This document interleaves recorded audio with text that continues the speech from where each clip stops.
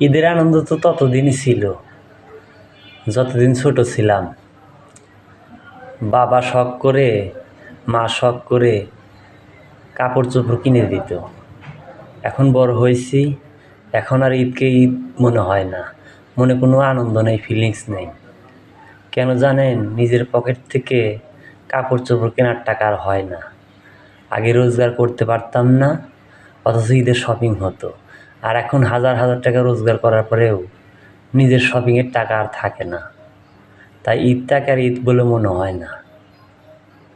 আমার মতো অনেকেই আছেন যারা বয়সের যে সংসারের ভার যাদের ঘাড়ে পড়েছে, তারাই বোঝেন ঈদ আসলে কেন ঈদ মনে হয় না। হয়তো আমার মতো অনেকেই আছেন যারা হাজার হাজার টাকা ইনকাম করার পরেও নিজের জন্য 1 টাকাও খরচ করতে পারেন না। তবু পরিবারকে খুশি রাখা দায়।